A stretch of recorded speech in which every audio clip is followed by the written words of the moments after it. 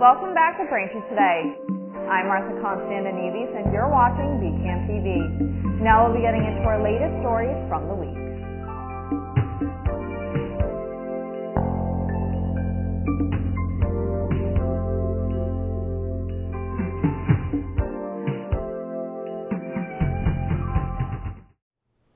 Welcome back to Braintree Today. I'm Martha Constantinides and you're watching BCAM TV. Now we'll be getting into our latest stories from the week. Last week, the White House announced that the U.S. is sending Ukraine an additional $125 million in weapons to assist in its military operations against Russia. The latest package comes as Ukraine has launched its largest ground offensive on Russian soil since the war began in February 2022.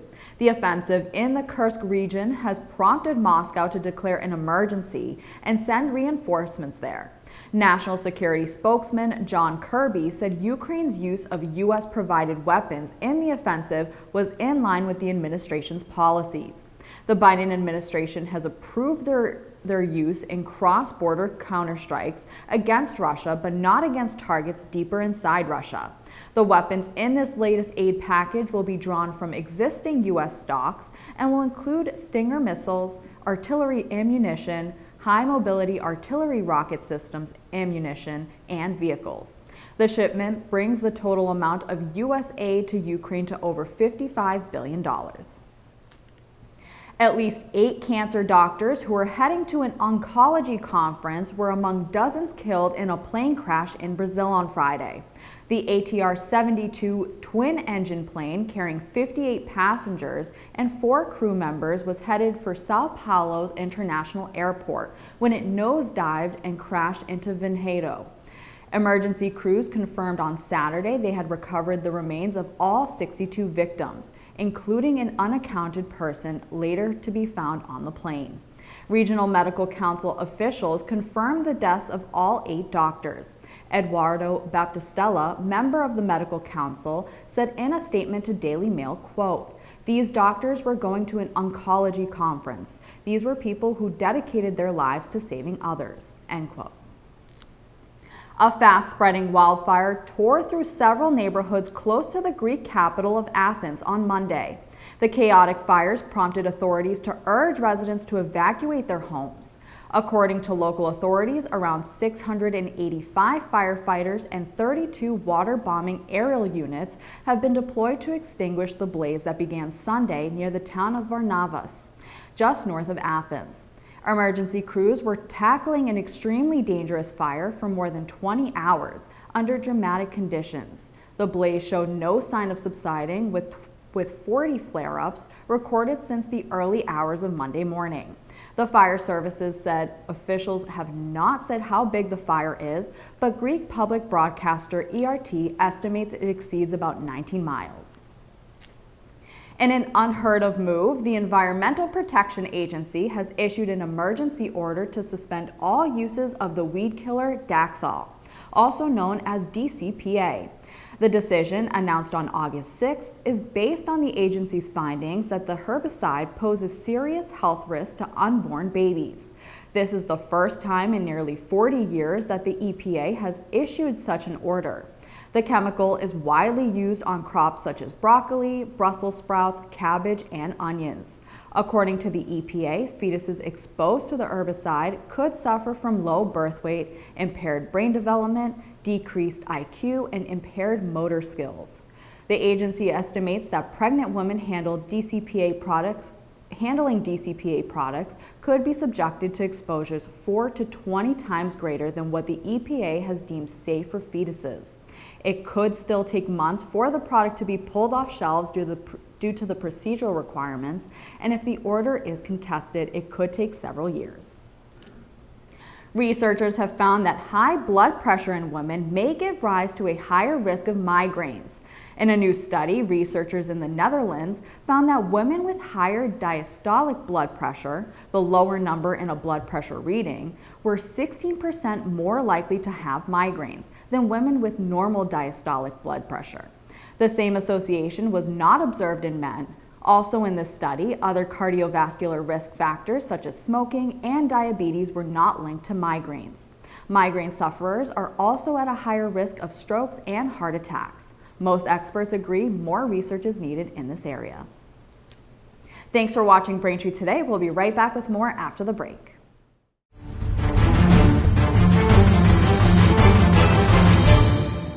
Hi, I'm Tom Lyons, a retired captain from the Quincy Fire Department and the author of the book Fighting Fire, A Proactive Approach. Home fire deaths have been cut in half since the early 70s when smoke detectors were first marketed. Having smoke detectors in your home can double your chances of survival in a fire. 60% of residential fire deaths occur in homes without smoke detectors. Thus, smoke detectors must be present on each level of habitation. Photoelectric smoke detectors are required within 20 feet of a kitchen, bath, or shower. They are required on the ceiling outside bedrooms no further than 10 feet away. They are also required to be present on the ceiling at the base of stairwells.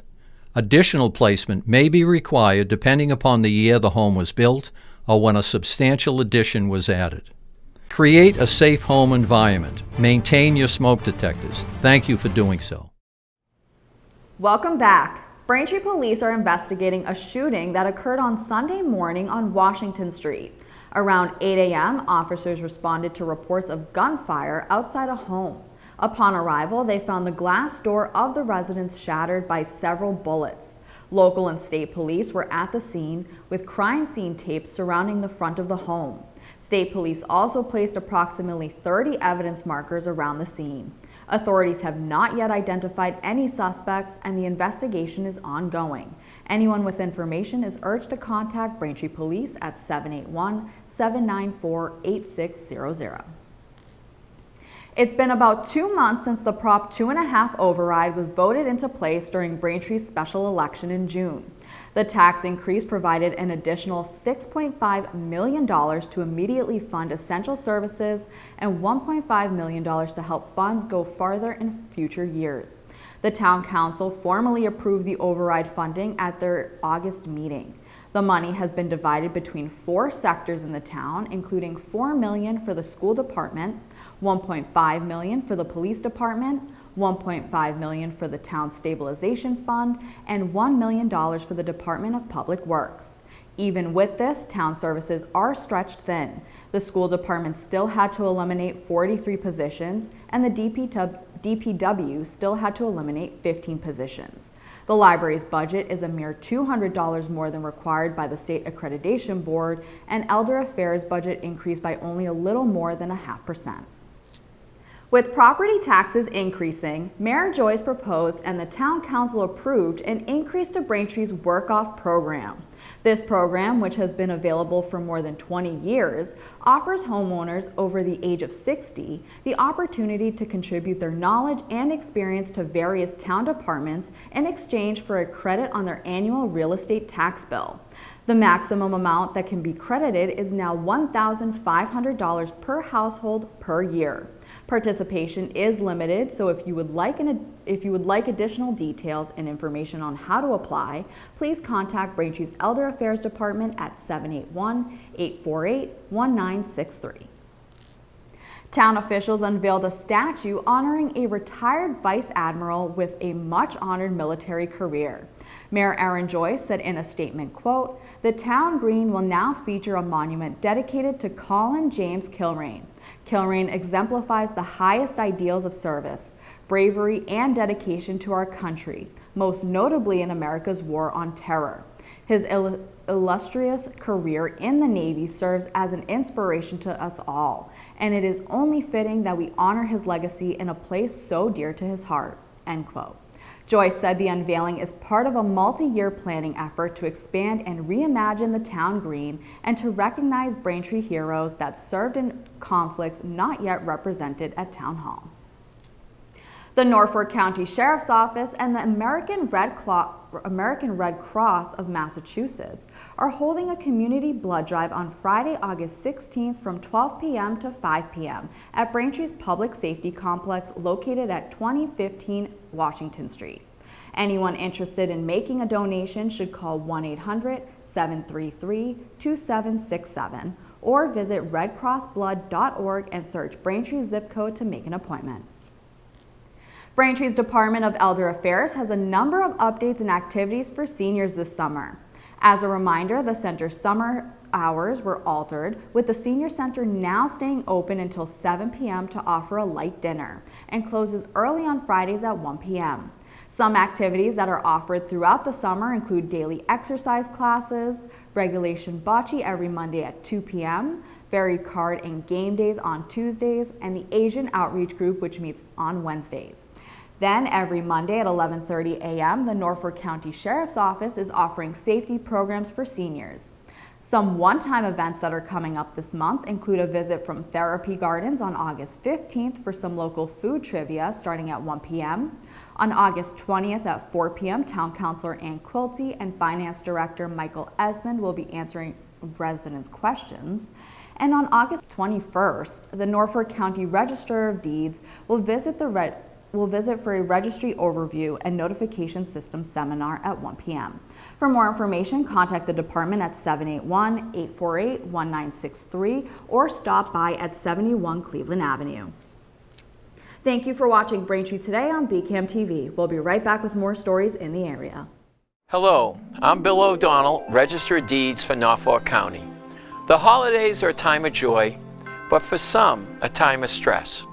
We see firsthand at the Registry of Deeds the struggles of people when it comes to mortgage foreclosures. A number of families in the county struggle to put food on the table. Realizing that 1 out of every 9 Massachusetts households is considered food insecure, the Registry of Deeds continues to hold its annual holiday food drive to benefit struggling families here in Norfolk County. We are asking for your help in collecting non-perishable donations such as canned meats, soups, vegetables, breakfast cereals, pasta, spaghetti sauces, along with household paper goods. To make a difference this holiday season, all you have to do is drop off a donation to the Registry of Deeds lobby, located at 649 High Street in Dedham, between the hours of 8 a.m. and 4:30 p.m., Monday through Friday. If you cannot get to the Registry of Deeds, please check our website at www.norfolkdeeds.org for a food pantry location in your community. Donations are needed throughout the year. Working together, we can truly make a difference. Thank you. Welcome back to Braintree Today. Now let's get right into more stories. An investigation into the overtime fraud scheme that hit Boston police has now also hit Braintree. The latest ex-Boston cop charged in the department is a 66-year-old from Braintree. Gerard O'Brien was sentenced by a U.S. District Court judge to 2 years of supervised release with 6 months to be served in home detention. O'Brien was also ordered to pay $25,930 in restitution and a $5,000 fine. The investigation revealed that from at least December 2016 through February 2019, O'Brien submitted false and fraudulent overtime slips for shifts. Officials say during the same time period as a supervisor, O'Brien endorsed fraudulent overtime slips submitted by officers working overtime at an evidence warehouse for those shifts. Over a dozen Boston police officers have since been charged in connection with the scheme. The Celtics franchise could soon belong to John Henry's Fenway Sports Group. The defending NBA champion Boston Celtics are set to go up for sale, and according to a report in the New York Post, Henry's Fenway Sports Group and Redbird Capital are seriously considering a bid for the Celtics. Die-hard Celtics fans likely won't welcome this news, as they've seen how fans felt about Henry's ownership of the city's beloved Red Sox. Fenway Sports Group has been looking to add an NBA team to its portfolio, which also includes Liverpool and the Pittsburgh Penguins, among other franchises across all sports. The sale of the Celtics could take more than a year, so for now fans can look forward to opening night when the Celtics will raise their 18th championship banner inside the TD Garden. Quincy's Planning Board approved a proposal to rezone the Hancock Street MBTA Bus Depot property as open space and restrict future uses to public recreation or conservation. The board gave its approval last week, allowing the City Council to take up the proposal when it returns from summer recess. The city has expressed interest in acquiring the depot property at 954 Hancock Street since 2021, when the MBTA announced plans to build a new facility where the home improvement retailer Lowe's once stood off Bergen Parkway. Deputy Planning Director Rob Stevens said construction on the new depot has picked up significantly, prompting city officials to focus their attention on the future of the Hancock Street site. A new statue was unveiled at Quincy Navy Park last Friday morning. Quincy city officials, military veterans, and state leadership gathered for the dedication ceremony of the Lone Sailor. The Lone Sailor symbolizes the men and women who served, are serving, or will serve in the U.S. Navy. It depicts a petty officer with his hands stuffed into his coat pockets, a duffel bag beside him, eyes forward and ready to serve. In an emotional moment during the ceremony, Vice Admiral Colin Kilrain, one of 6 Quincy-made admirals, took off his Navy SEAL pin and gave it to Francis Bellotti, the former Attorney General and Lieutenant Governor of Massachusetts who served as a frogman in World War II, to make him an honorary SEAL. The ceremony also recognized 100-year-old World War II veteran Mildred Millie Cox, one of the first female Marines.